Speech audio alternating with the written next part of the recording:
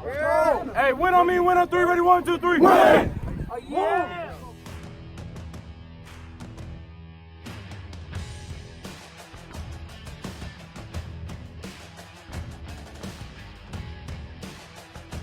Stop playing with a P! Stop playing with a P! Stop playing with a P! Stop playing with a P! Stop playing with a P!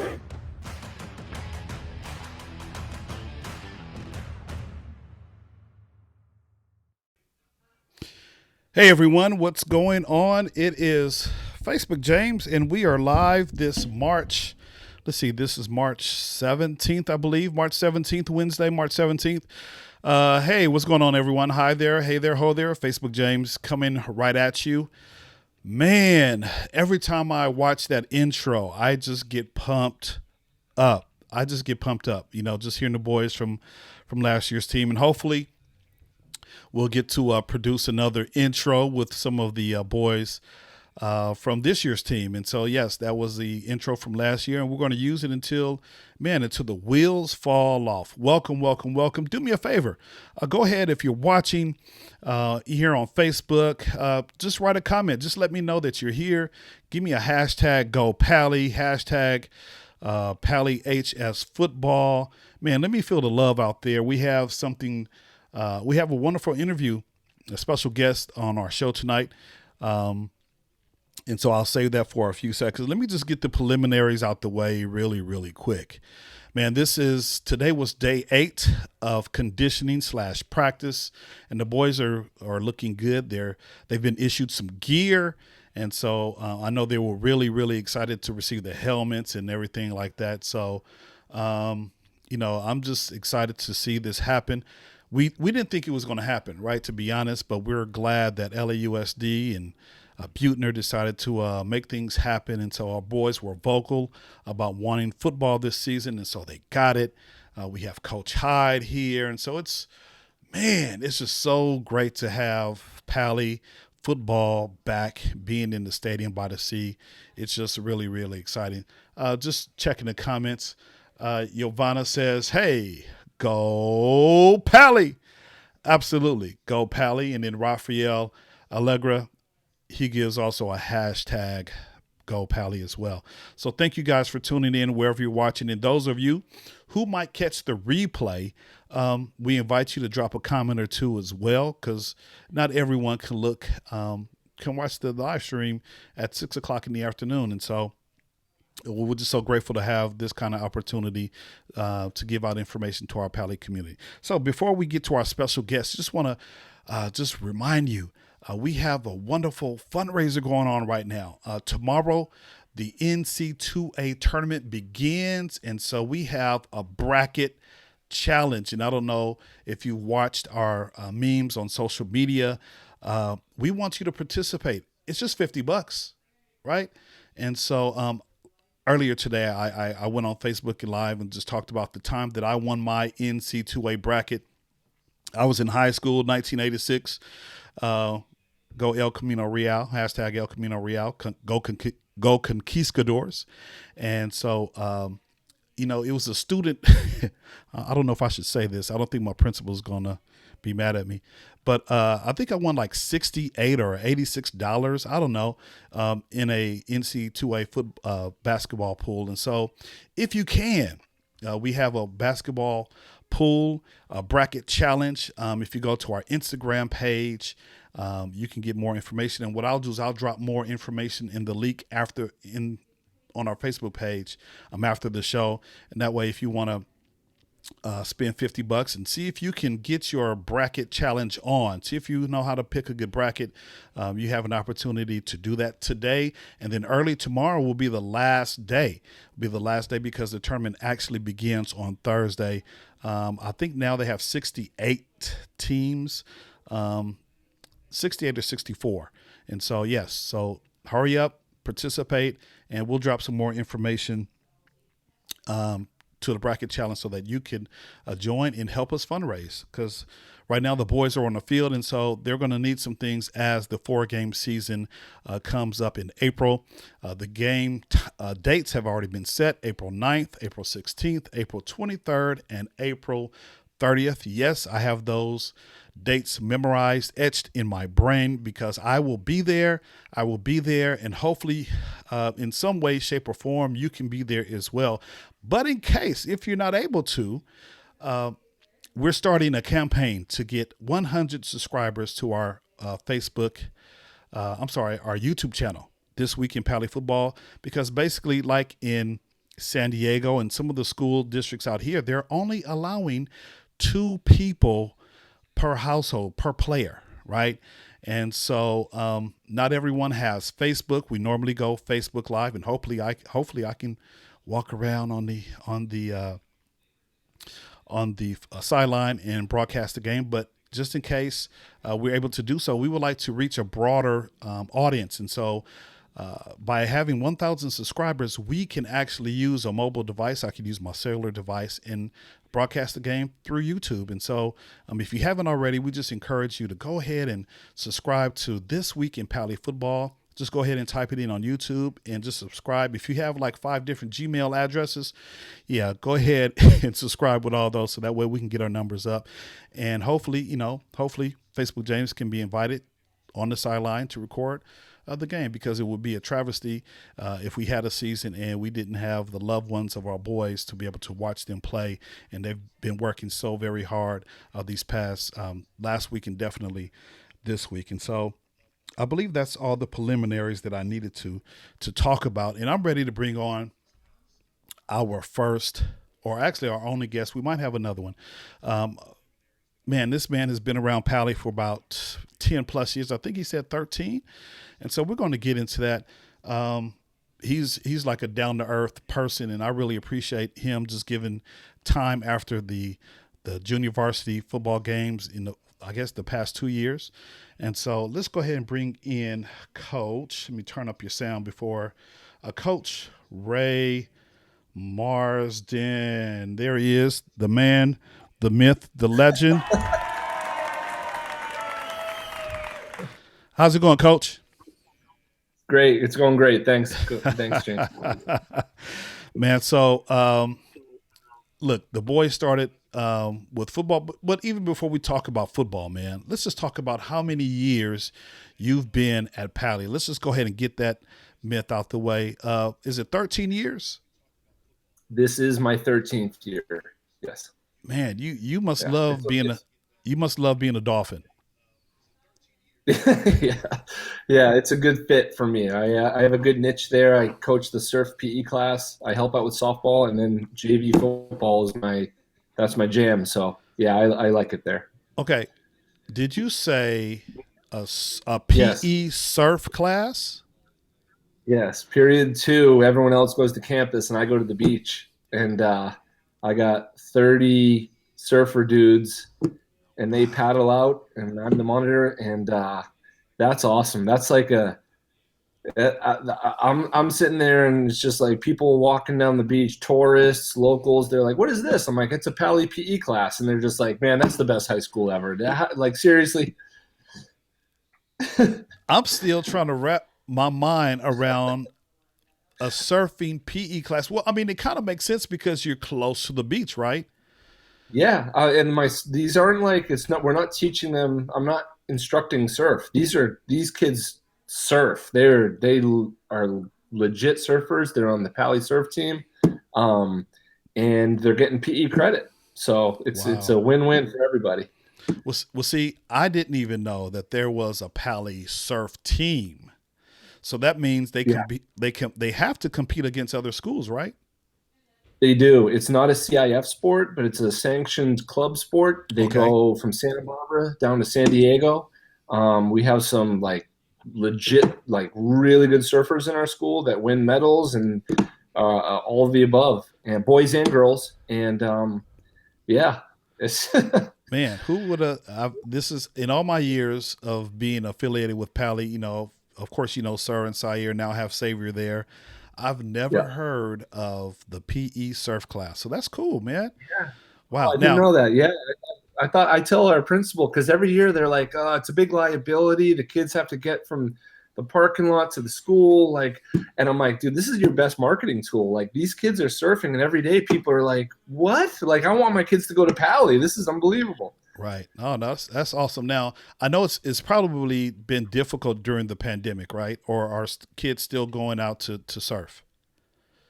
Yeah, so they shut that down, and the Department of Beaches and Harbors has actually suspended permits because for us, we got a waiver every year for parking and for the permit fee because we're a public school, and it's a good thing. And they were so crushed by not having any revenue in the spring that they've decided not to give any waivers for 2021. Wow. So in the fall, I've got to try and work some magic to get those kids back out there, because like our football players, that's their niche at Pali. My surfers, that's theirs. And so it's right now they're on their own, but I'm hoping to get them back out there. And I've had football players in the surf class. It's wow. Yeah, Max Paley's, all city running back. Teddy I can Sweetman. I could totally see those two out there. Absolutely. Yeah. Wow. Yeah, I'm sitting there last spring, and Jonah Hill, he's an actor. He's a famous actor, and he surfs at that spot. He goes, man, this is so cool what you guys are doing. And I'm like, that kid right there just yesterday accepted a preferred walk-on to Stanford to play football. And he's like, oh my God, this is awesome. Like, it's pretty cool. Wow. You can't make this stuff up. Wow, man. Yeah. So someone asked you really, really quick, who do you have winning the NCAA tourney? Oh, UConn's going to win it, no problem. Again. Okay. You know what? I have zero knowledge. I don't think I've watched a college game. I don't think I watched a half of college basketball this season because I've just been so inundated with Zooms for my own classroom, and just here at Riley World, it's just crazy, right? Got boys coming in and out, and so I haven't even had a chance to. So I don't even know. I think this year I'm gonna choose someone who has the flyest uniforms. So I don't know. But normally, I mean, UConn and Duke and North Carolina, all those guys are kind of pretty much up there at the top. And so I'll just have to kind of look at the records and, make my decision. So we'll see. So for me, I went to UConn. We won it when my senior year. I was at the game. And we've won it 3 times since then. My wife went to UCLA. So I have kind of another dog in the race.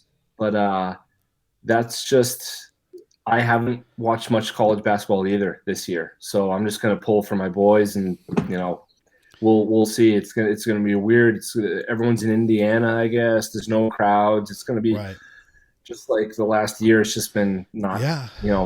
Live sports just isn't the same. But I'm going to pull for alma mater. They're playing Maryland, and there's some Maryland teachers at Pali that have already reached out to me talking, and already started. We'll jaw jacking, huh? That's crazy. Yeah. That is and crazy. USC is in it this year. Wow. There's some local teams, so we'll see.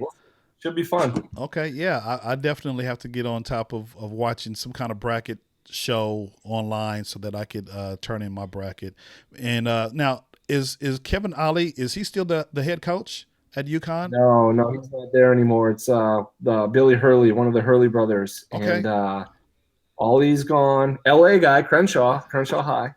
And when basically every year I just fill in my bracket that UConn's going to win the whole thing, and every 4 or 5 years I win all of the pools I'm in. So it's worked out well for me. So okay. I'm going to stick to that. You're going to stick to that. You got to stick to what gets you to the winning jackpot. So that's all I care about. For a while I would, because, as I said in the intro, I picked Louisville. And so for a couple of years, I would just choose Louisville. And I think, one year, even though I didn't, pick a bracket, I think they actually won it. I was like, see, that's a good thing. So, I mean, and the thing about it, you just don't know who's going to win, right? It might be, someone from a mid-major. It might be someone from a small school. So you just never know. You kind of root for the little guys, but the best UConn team ever lost to George Mason which was a little guy that went to the Final Four. And you just never know. It's March Never. Madness for a reason. You never know. You don't know. Yeah, and actually, it was about last year around this time when this whole pandemic, things were, what they said, the U.S. was closed down, if you will. Just briefly, man, if you don't mind, how has the pandemic affected you and your family? So thankfully, my wife and I still, we have our jobs. We went straight through. There was no real outcome of, the shutdown. I have two little boys at home, so they couldn't go to school or daycare. So we had that to juggle while we were working.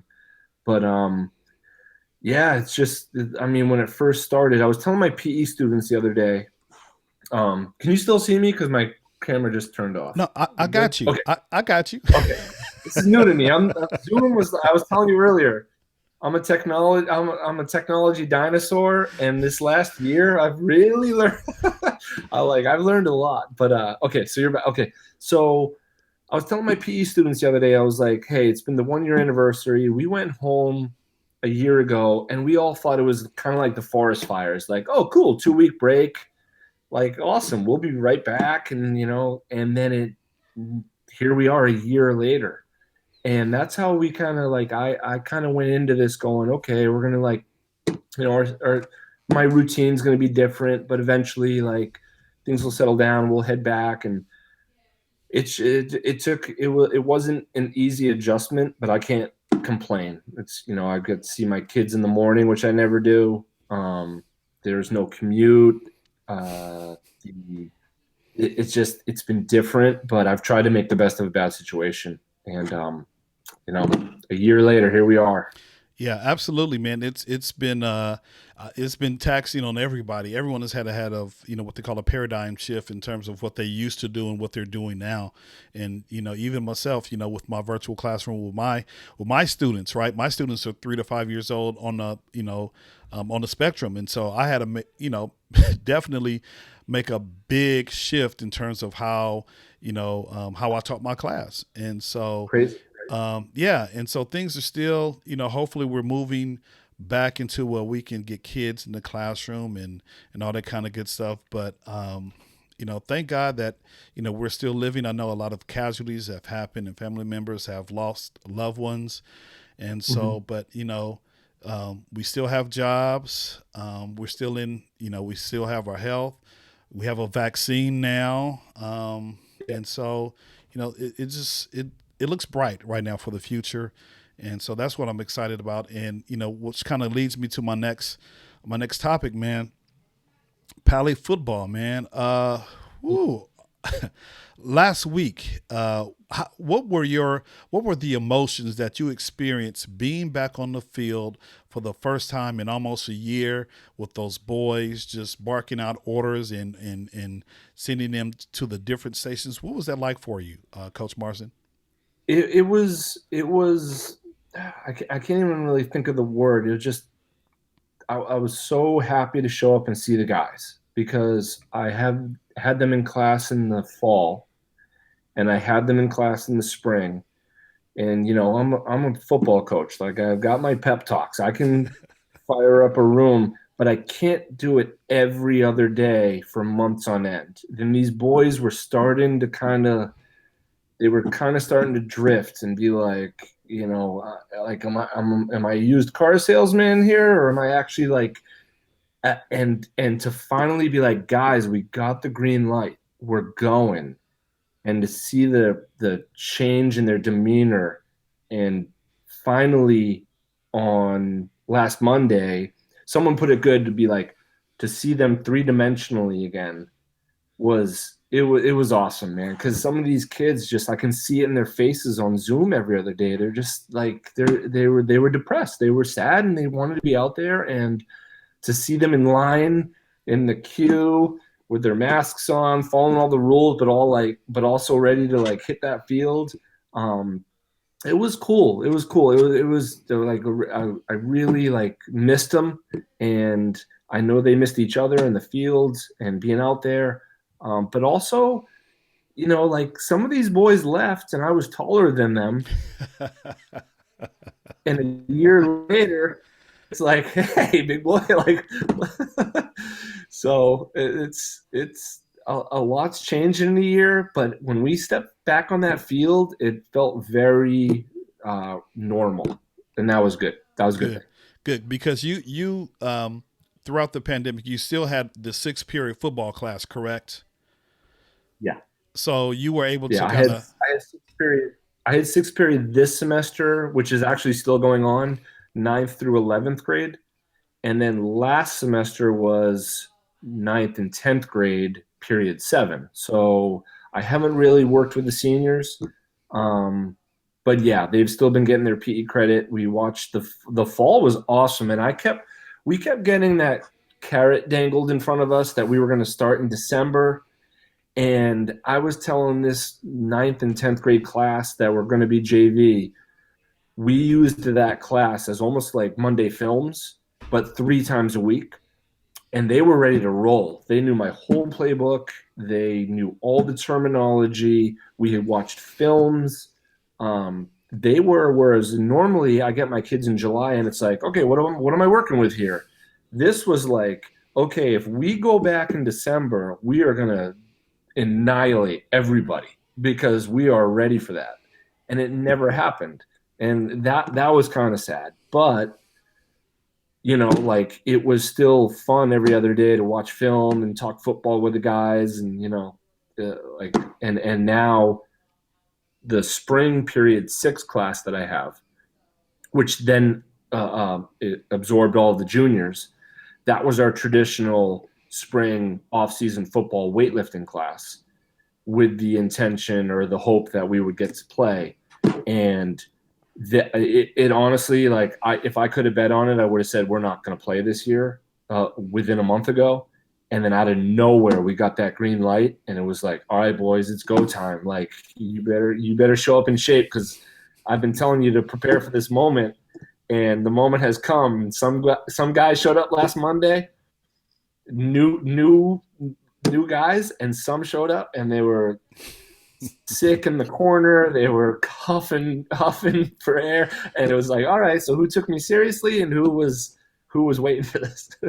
yeah, no, it was funny because I was watching from Temescal and I would just, you know, just kind of laugh. It's like, okay, see, they didn't think it was going to happen, and then sure enough, you would have those boys over there facing the trash can because you guys were actually, putting them to work. And I think I was telling one of the parents, like, look, they can play Madden or NC, Madden or NBA 2K, whatever, but it's nothing like getting out on the field and running around and you know using your physical body to run and jump and do whatever. So they, those who were prepared, and I Yeah, saw a couple, they were just running. They were kind of bulked up a little bit. And I was yeah. just like, and then I did see those kids like, I need to call Earl. I'm Well, calling. the AD said to us, he goes, hey, we told you to ease into this. And we said, we are easing into this. These kids haven't gone off their couch in 12 months, clearly. Like, this is on us. We got Yeah, games in 3 weeks. yeah, So no, it was kind of, some kids got exposed, but, as of this week, I think now the hammies are loose and the blood's flowing, and we're back on track. But some of my PE kids were worried when they heard the rumor that kids were like throwing up in the trash cans in the corner on my football team, that if we go back to school, will my PE classes, am I going to do the same thing to them? And I said, hey, like, I'm not, it's a different animal, but also, like, I have tried to encourage you guys to stay active. So absolutely. we'll see. Yeah, yeah, no, that's the name of the game. And even, my son, he would go out, not every day, but he would make definitely make time to go out, at least several times throughout the week. It's like, okay, I'm going for a run. Like, son, it's 6 o'clock at night and it's dark. Well, I got to get in the run. I'm like, okay, I'm not going to stop you because I know, the frustration of having that carrot dangled, and then, okay, it's just like that. Charlie Brown and Lucy, right, with the football, right? Okay, we're getting ready. Nope, we're not. We're getting ready. Yeah. Nope. And so finally, we have this opportunity, and I'm sure you guys are have done an excellent job. Now, just give me a sneak peek, because you were instrumental in organizing the boys. Anyone who we could talk about the seniors, any one of the Okay. seniors or juniors for that matter, who kind of stuck out in a good way, who was really prepared as you guys were working towards conditioning last week. Yeah, I think of the senior class, Isaiah Allegria and Brandon Forrest are the two that are they're standing out. Obviously, like we can't not mention that the two probably the veteran seniors, the two guys who had played the most varsity snaps, both transferred or decided not to play this spring, and that both came out of nowhere in the last 3 weeks. So it kind of left a couple of holes to be filled. And this senior class, like just to be honest, they're not they're not the deepest class we've ever had. They're probably actually the thinnest class we've ever had, and it's always been that way since they were freshmen. And now it's there. The reason that we are getting these games right now was because of the push to get the seniors in California one more chance to step on a field or a court or the pool. And this senior class, it was like, hey, they're doing this for you guys. But the junior and sophomore class, these guys are wolves in the weeds, man. They are ready to roll. And they're looking at this spring season as a tune-up for the fall to really dominate. And the seniors the last week and a half, I thought would be a little more just grateful that they got this last lifeline thrown to them. And right now, we just need them to step up a little more. But Brandon and Isaiah are probably the two right now that have stuck out. But there's, like I said, there's a lot of juniors and sophomores, and those sophomores haven't played since they were freshmen. So I mean, they've got 18 months off, but those guys are ready to slide in, and it's we'll who knows what's going to happen in the spring, but the future is bright. Right. And I know just my observation, those would be the two who kind of stood out in my mind. Just kind of, encouraging the group. On several occasions, I would see Isaiah's encouraging the guys either before practice or near the end, when you guys would huddle up and and dismiss. Get your break before practice was over. And he was one of the guys, and also Brandon. Brandon always carries a big bark. Right. I mean, he's short in stature, but he has presence. He has influence, and so that's one of the things I appreciate about both of those guys being seniors. They might be short in stature, but they carry a lot of weight on that team, and so just those two. I'm anxious for those two boys to just have 4 more games, and not only those two, but the rest of the seniors as well. To have 4 more games as it relates to this season, and then the other team, getting ready for the fall. This is like their spring ball, right? In college, they have several weeks of, I think they have like 15 or between 15 and 20 practices, and then they have their spring football game. Well, our boys will have 4 chances at a spring football game. So that's a wonderful thing. And then real quick, since we're here, let's kind of talk about the JV teams as well. I know there was a lot of questions. I would get some questions about, is there a JV team? And so maybe you're probably the best person that could answer that question here on the live. And so we might have some JV, some 9th grade parents who might be watching or will watch on a replay, hashtag replay squad. And so go ahead and take some time and express, what the JV situation is right now. Yeah, so the JV right now, it's definitely not going to happen. There will be no season for JV players. So what Coach Hyde and we talked, and what he decided to do was, well, first off, when our quarterback transferred and our kicker was on the fence, not playing or not playing, but he was injured at the time. He said, hey, we're going to need a kicker, and we might need some quarterbacks. So we brought the 4 9th graders that had played Pop Warner in those two positions up. All of the ninth graders were told, like, hey, you're in a holding pattern. We'll see what we can do. Well, now we've gotten to the point where, Coach Hyde's preparing for a varsity season. He only has so many helmets and jerseys, and we've gotten to the point where there's barely enough, but there's enough space where we're going to invite a couple of more ninth graders up next Monday that also have Pop Warner experience, because they're going to be sophomores in the fall and maybe make varsity. So the ninth graders that have not played tackle football before, unfortunately, and I don't agree with this. I don't. It kills me that this is what's happening, but I also kind of understand it. The school has decided, like, the ninth graders aren't going to get their season, and unfortunately, they're just as of now not going to be allowed out there. We're sharing the field with softball, lacrosse, soccer, boys and girls, track and field. The school's goal right now is get the seniors a season before they leave, and the ninth graders, like, you'll get your turn down the road. We've tried to maneuver it where we can involve some of the ninth graders and get them on board. They won't be suiting up on Fridays. They won't be playing, but at least they'll, like, get some reps and see what's going on, and maybe, show coach something that he'll like and go with in July when we reconvene for next season. Yeah. And there's other opportunities. I know there's like 7-on-7 kind of, club teams where, those boys could have an opportunity. My son, he's participating or was participating on the 7-on-7. And so, those are a way to kind of build up your skills and looking forward to next season. And so, just if you're a parent of a ninth grade boy who wants to play at Pali, don't lose hope.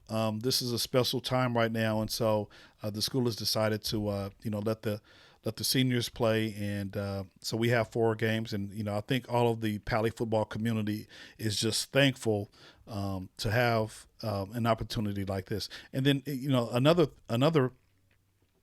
thing as well, we don't know if other schools have even fielded a JV team, right? And so it would be almost that wouldn't have happened. Yeah.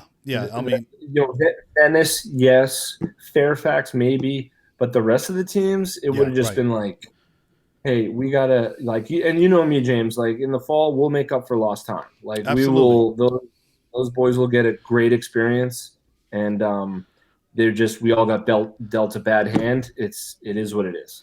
Yeah, you're like the JV football player whisperer, right? I mean, because all of your teams, man, since we've been there, they've been, if not league champs, they've been right at either the first or second in league, man. How do you do it, Coach Marston? How do you do it every year? I mean, first off, I taught at Paul Revere for 8 years. So I'm friends with all of the PE teachers there, and every year they give me a heads up on, like, this kid and that boy, and like we're in contact, and I know I have an idea of what's coming in every summer. But also, I've got good staff, we've got good kids, and Pali's it's a good school. It's a good school to go to, and we got like, every year I know I can count on getting a couple of studs, a couple of kids that need to be polished, and then a couple of kids that have never played football but are going to, within a year or two, be varsity caliber, and then the rest. And the rest are going to be guys that give us, like, competition and practice and special teams, so everyone gets a rest and we have depth. It's like, it's not me. It's the surroundings. I'm just the guy that just, signs the papers and messes with the referees. Absolutely. No, you really do have a good coaching staff with you. So it's just not only you, it's other guys that you pulled from either I know Coach Sean Brown, Coach Lycia, Coach Loftus, and so there've been many others who you've had there, and all you guys, just watching you guys work collaboratively for the betterment of the boys, and they benefit. You guys make them shine, or they make you shine, I should say, because of how you teach football, and so by doing what you're doing, you're getting them ready for the varsity team and Coach Hyde and everything. So one question to put you on the spot. Okay. Out of all the years that you've taught JV football and been there, the head coach, what year was the best JV team? What was the best JV team? Whew. And you're lucky because like a lot of the boys are not going to watch this, so you can feel free to speak freely. Oh, I'm going to say what I want to say anyways. I don't care about their feelings. My first team in 2009 fall was the first JV team to beat Venice in like 15 years, and we had some dudes. We had a kid that went on to play at Syracuse, Colorado, a couple other D1 and D2 schools, but it was just we had a quarterback that ended up transferring, but he was stud. That team was up there. My team 3 years ago that went 10-0 was by far the deepest team I've ever had. I mean, it was a turnstile. Every unit that went on the field, we had a spread offense, we had a pro set, we had a goal line O, and I would put the goal line O out at the 50-yard line and then the spread out at the 5-yard line. It didn't matter. Whoever I had out there was better than the other team. And it was just deep. And that was the team that went 10-0, and all those guys went on to varsity. And last year they went 9-1 and went to the open division. But I'll be honest, like on paper, every year going into the year, I have an idea of what I'm going to be working with based on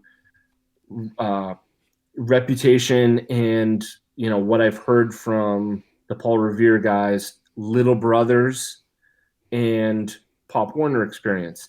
This year's team last fall, on paper, would have been my best team by far. I had 15 kids that played Pop Warner. I had several younger brothers of former players, which is always a huge like plus for me because these kids know what they're getting into, and they're usually how younger brothers are. Like these guys fight for their food and they get And I had multiple younger brothers on this ninth grade class. And not only the team right now is so good that sophomores that historically would have been on varsity, Hyde would have kept down on JV for more reps until he was ready for them. So I'd have had that too. This last fall, I was so pissed we didn't get to play, because it would have been video game for us for 10 weeks. It would literally, there was no one that would have even there was just no way. And now with those Pop Warner kids, I was talking to Coach Lycia about this today in practice, who is my DC and helps out with he's my assistant coach, that when the ninth graders show up on Monday that have now been invited, that played Pop Warner and are ready to come just kind of observe. I think Hyde is going to see some of these guys and in the fall snatch them up to varsity as sophomores, and we'll have never even coached them at JV. And it's like, man, I wanted my turn with some of these guys because I've seen their Pop Warner film. I've heard from their former coaches, and this last year's team would have been good. But I think if you asked me to play in a simulated game every team, my 10-0 team 3 years ago, they were the best. They were awesome. Yeah, Lisa Manheim says yes. The year we went 10-0. Yeah. And then Sai says that he's watching. So you got Yeah. one out of, I don't know, 150, 200 boys. And See, then, that's the other thing is people don't remember that team that went 10-0 also had Cy, Max, Kalen got called up, Will got called up, Noah. Those guys were up on varsity, and we still ran the table, no sweat. I mean, there wasn't a close game that year except for week 1, Cleveland. That last year's senior class was just top to bottom the best class we've had probably ever at Pali. wow. And simultaneously the most coachable, fun to be around class as well. Like every one of those kids, Jerry Lavalette, Xavier Smith, Adam Cravens, like just I can go on all day about that class. These guys were just so much fun to be around. They loved football. They were cool with each other, and they left a legacy. They really like raised the bar at Pali, Sure. and you know. Rafael Allegra says that Isaiah is here too. So we got two of your former, mentees, if you were watching, two players that you've coached. So that's a good thing. Man, Coach, I think that's all I have on my list. Let me see. We talked about conditioning. We talked about. You know what? We didn't talk about this thing, and I know you. I didn't forget about the exit, the closing surprise that you have for us. But also you coach softball as well. I know we kind of mentioned it, but I was so shocked at the surf. But you also help out with the softball. Talk about that for a hot second. Yeah, so when I went to Pali, I was the girls' varsity softball coach for 4 years, and then not anymore, but I stepped down. And then 3 years ago, they needed some help, so I just, I stepped in and just kind of like the point person on campus because the varsity coach is an off-campus coach, and so I've been helping out with that, and now that's always worked out great because in the fall they're off season and they have their conditioning class, and I can actually ask them to help set up for football games on Fridays. And then in the spring, during football class, I'll have the boys set up the fence and the backstop for the girls' games, and it's always been great. Now, obviously, these next 6 weeks we overlap, so I'm kind of a gypsy roaming between the two practices these last couple of days, and trying to wear multiple hats. But yeah, they're cool. They play on the football field. They don't have their own facility like most softball teams in LA, and we just got to share. Yeah, absolutely, man. You talked about being a gypsy and all over the field, man. Anyone can spot that straw hat on the field. Cy came to practice the other day. He's like, "Where's Morrison?" I was like, "Man, look for the straw hat."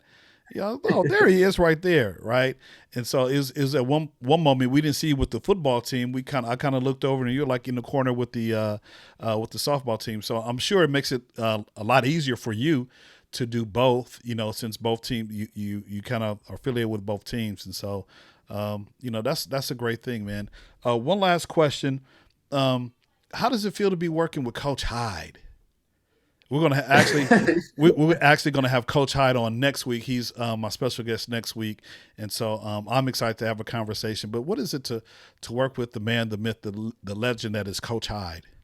Yeah, well, he's always in fifth gear, and he's a former Marine, and it's refreshing when I work alongside him because it reminds me of my high school coaches. And coaches these days are supposed to be, very sensitive to all of the kids' needs, and But Coach Hyde, we're playing football out there, and he shoots from the hip. He knows his stuff. He's coached JUCO. He's coached D1, 2, and 3 high school. His former high school coach is on our staff. He's a great coach to play for, but there's a learning curve. I know some kids aren't used to his style, but it's working, and he's a great coach, and it's fun being around him. I came out to California in 2000, and I coached at Santa Monica High, and we won the state championship my second year there, and those coaches reminded me of my coaches, and I thought that's how it was. And then you saw that kind of like shift in the styles to attract kids to stay and not be like, oh, I'm not putting up and leave. But for recently, these kids, they're like Coach Hyde, me. It starts at JV with me and Coach Brown, Tony Ryan, and Coach Gettins years ago. We challenge them, and like the way we say it is kind of only the strong survive, and we like, you got to come and you got to work every day, and we want competition, and by the time they get to varsity with Coach Hyde, they're ready for that, and he's in their face. He wants these guys ready on Fridays, and he's not going to tolerate, laziness or mediocrity. And it's really paid off in the last couple of years. But some kids don't. That's not their learning style. Right. And it's like, we try our hardest to, you got to wear a lot of hats with all these different boys, but at the end of the day, it's about Friday night when they flick on the lights. Like, we need dudes out there, and Coach Hyde, he gets them ready. Yeah, I really love his work ethic, and just the way he relates to the boys on the field. As I'm kind of doing my sideline reporting, if you will, just some of the comments that he makes towards the boys, and just to the different coaches, it's just hilarious. But I know ultimately he's trying to get the boys a W, and so in his mind, he's going to work you to bring out the best in you and in the whole team. And so, he's going to find a position for you, but he's also going to, he knows, that kid can play D1, and he's going to try his hardest, and he's going to reach out to his connections. That kid is a D2 player. That kid is a high school hero, but never going to play again. So we're going to give him his fun experience. But, he's really good at putting the talent in the right place so the team does its best. Today we took a kid who's been flying. He's one of the seniors, Max Halen. This kid's as fast as anyone on the team, and he works really hard. But he's been trying out for receiver, and Coach Hyde was like, I think you'd be better at DB, and switched him over like that in middle of practice. And now he's going to groom him there. And I probably in 2 or 3 weeks that kid will be starting DB, because he's just identified that this is what's best for him. It'll help us out. Everybody wins. And, it's just, he's not gonna pander to kids and just, coddle them and we're going to get the right 11 guys on offense and on defense, and everyone else will get their shot on scout team or special teams. And as the season gets rolling, hey, this is a quick one. This is a shotgun season. Yes. So we have no time. We have no time. Right. We have no team to beat 68-0 and figure out where our weaknesses are. It's go time. It's go time already. Right. Yeah, no, I can, personally speak to that, because, one of my sons, he was swearing up and down that he didn't want to play the O-line, right? He's like, oh, no, I love defense. I'm like, okay, well, coach put him on O-line, ended up getting a scholarship, right? But he was kicking and screaming, I don't want to play.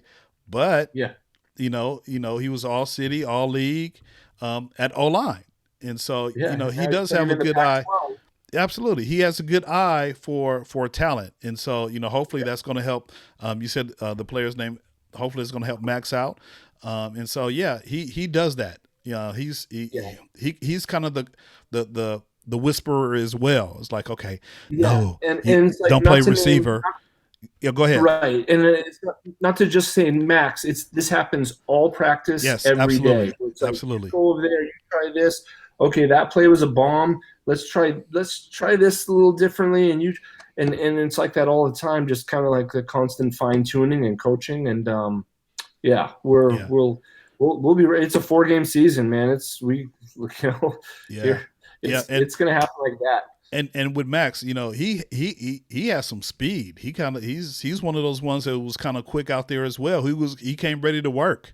Right. He was kind of like, okay, he's short in stature, but man, he was out there running every single, he was just getting at it. He wasn't one of the ones calling Earl. He was just like, okay, give me some no, more. No. He was He's like, been working hard. yeah, you got more for me? I'm ready to eat that too. And the thing about Max is he came back in shape, and then coaches see that. He came back in tip-top shape, and I remember as a sophomore, he came out. He's from Australia. He's a rugby player, and he wants to be our punter, and we had a better punter. And it was like, Max, you can be our backup punter. I know you thought that was going to be your job, but we have a better punter because this kid we just stole from the soccer team. So we're going to put you over here. And he took it in stride and was like, okay, I'm just trying to get on the field. And that's the kids we need, kids that go, Coach, I just want to get on the field. You put me in the position. And that's what we need. We need more Maxes and less guys that have this like crazy, concept that they're going to be the next quarterback when it's like, dude, you're 5'10", 280. You're our next guard. You're not our next QB. Yeah, absolutely. No, you have to. And I've always told my kids, like, look, play where you can, make a difference on the field, right? If they need you to play a linebacker or offensive lineman, but you want to play, DN or a lineman on defense, then these coaches, they'll put you in the right position. And so I've seen that with my own eyes. And so it's worked wonders. So for personal experience, yes, I totally agree. Let the coaches do what they do because they've had way more experience than the guys who are actually playing a position and want to play a certain position. The coaches know, and they'll put you in the right place.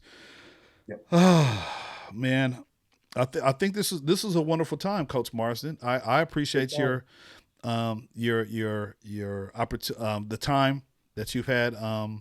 We've been going almost an hour now, and so I know you got some family obligations that you need to take care of. I'm gonna try to sit here and figure out if indeed UConn is worthy of my tourney bid. Just ride it blind. Hey, the last time we had an interview was after the Fairfax game when I was telling you it was the weirdest season we'd ever had. We had forest fires, we had the heat, we had buses breaking down, and who knew that in the next 3 months it would be 1,000 times weirder. But here we are. Absolutely. Well, I appreciate it, Coach Marsden. We get a chance to do it again. Maybe we'll, have some chats after some of the games. Hopefully you're going to be on the field on Friday nights as well. Yeah. I don't know my official role, but I'm kind of, I think, quality control, sideline, just kind of like, Okay. But I will definitely be on the sideline on Fridays. I can't wait. Absolutely. Yeah. Coach Hyde, he's always busy after the game. He's, so I try to, it's kind of hard for me to ask him because he's like, he's whether you guys win, whether we win or whether we, lose, it's like, okay, should I approach him? Nah, let me just stay back. Yeah. So I figured if I can, I'm going to try to, I'm going to talk with him next week, man. He's coming on and we're going to have a lot of fun. So today is St. Patrick's Day, of course. Well, yes. I have a last name Riley. If I can put O'Reilly. Yeah. But so, I'm from Boston, but I'm not Irish. But I am from Boston. So yeah, here. I got to hit you with this one today. Let me get you. There you go. See, you just broke my heart right there as being a diehard Laker fan, man. Oh gosh, you just killed me right there. I can't even respond. I can't even. It's back when the NBA was fun to watch. So listen, let's remember that. The only thing that I can do is just say "Go Pali." That's about it, man. There you go. We're all on the same page there. Absolutely. Well, hold on 1 second. Let me just give some closing remarks, Coach Marsden. I appreciate you hanging out, and we got to do this again before the end of the season.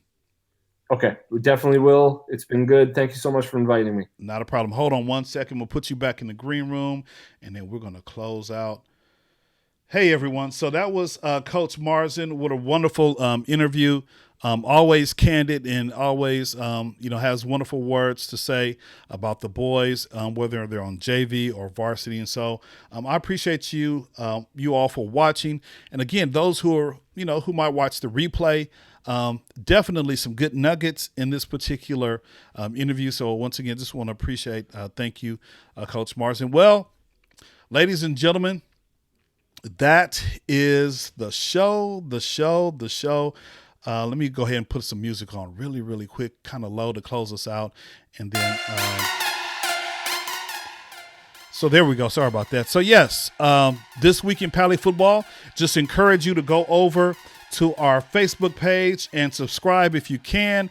We're really trying to get 1,000 subscribers so that way we can stream on YouTube instead of Facebook, because some people might not have Facebook. We want to go to a larger platform, so we're trying to step up our game, step up our presence. And so please, if you can, if you have 5 Gmail addresses, go ahead and subscribe all 5. That's what I'm going to do. I know I have at least 5, and so I'm encouraging all the people in my family to go ahead and subscribe to that particular YouTube page. And then again, hey, the NC2A basketball tournament, we do have a bracket challenge, and so I'll drop a link in the comments as it relates to participating in that tournament. And then also, we have our Snap Raise fundraiser beginning, I think later on this week or early next week. And so, again, just watch your emails. Lisa, our board president, has really been working hard, and others with her. The whole committee has been really working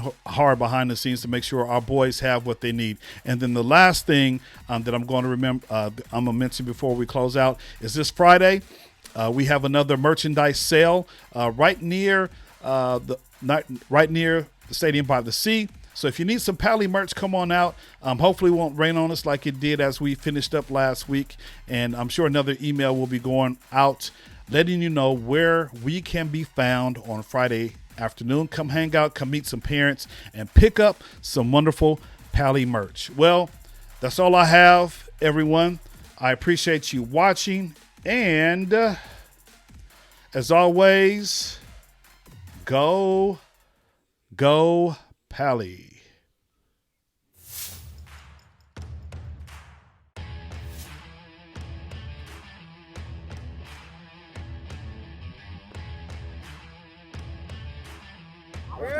Hey, win on me, win on 3, ready, 1, 2, 3. Win! Yeah!